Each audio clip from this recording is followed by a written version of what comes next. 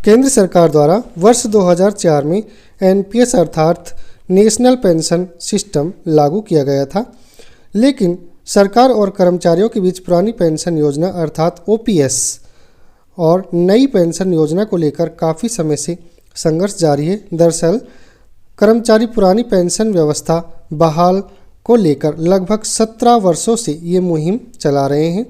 यहाँ तक कि राजस्थान सहित देश के कई राज्यों में कर्मचारियों द्वारा इसके विरोध में धरना प्रदर्शन आंदोलन चले आ रहे हैं।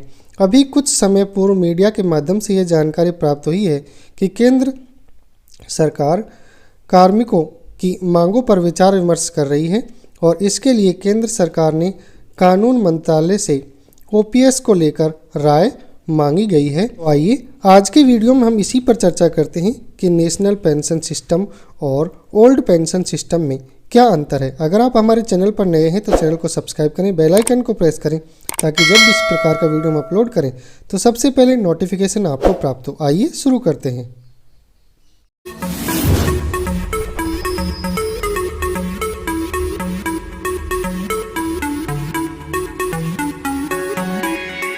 आइए इस तालिका के माध्यम से जानते हैं कि पुरानी पेंशन स्कीम यानी कि ओपीएस व न्यू पेंशन स्कीम यानी कि एनपीएस में क्या अंतर है।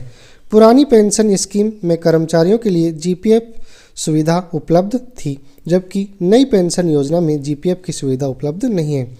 ओपीएस में कर्मचारियों को पेंशन देने के लिए उनके वेतन से किसी भी प्रकार की कटौती नहीं की जाती है, जबकि एनपीएस में हर महीने सैलरी का 10% कटौती के रूप में निर्धारित किया गया है। पुरानी पेंशन योजना में कर्मचारियों के सेवानिवृत्त होने पर अंतिम वेतन का 50% पेंशन के रूप में मिलने की गारंटी थी, जबकि न्यू पेंशन स्कीम में इस बात की कोई पुष्टि नहीं की गई है कि आपको कितनी पेंशन मिलेगी, क्योंकि यह पूर्ण रूप से बीमा कंपनी और शेयर मार्केट पर निर्भर है। पुरानी पेंशन सरकार द्वारा दी जाती थी, जबकि नई पेंशन बीमा कंपनी द्वारा दी जाती है। पुरानी पेंशन में किसी प्रकार के विवाद की स्थिति में आप सरकार से लड़ सकते हैं, जबकि नई पेंशन योजना में कर्मचारी को बीमा कंपनी से लड़ना होगा। ओपीएस में यदि कर्मचारी की मृत्यु नौकरी के दौरान होती है तो उन्हें डेथ ग्रेजुटी 20 लाख रुपए मिलती है, जबकि एनपीएस में डेथ ग्रेजुटी जैसी कोई सुविधा उपलब्ध नहीं है। पुरानी पेंशन में आने वाले लोगों को सेवा काल में मृत्यु होने पर उनके परिवार को पारिवारिक पेंशन और नौकरी की सुविधा मिलती है, जबकि न्यू पेंशन स्कीम में पेंशन को समाप्त कर दिया गया है और नौकरी सरकार पर निर्भर है। पुरानी पेंशन स्कीम में पेंशनर को प्रत्येक 6 माह के पश्चात महंगाई भत्ता व वेतन आयोग का लाभ भी मिलता है, जबकि नई पेंशन योजना में एक निर्धारित पेंशन ही मिलती है।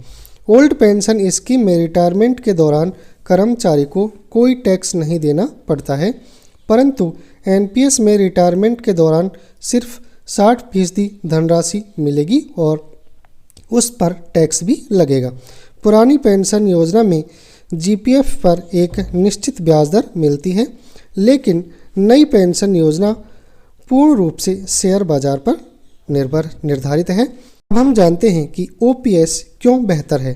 पुरानी पेंशन व्यवस्था में कर्मचारी ने चाहे 40 वर्ष की नौकरी की हो या सिर्फ 10 वर्ष की, परंतु उनकी पेंशन अंतिम मिलने वाले वेतन से निर्धारित होती थी।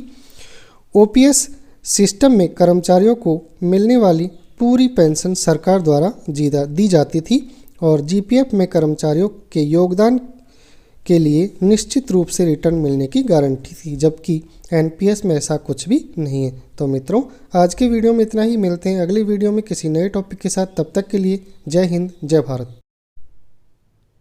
सब्सक्राइब कीजिए अनमोल टीचर्स को एजुकेशन संबंधी वीडियो तुरंत पाने के लिए।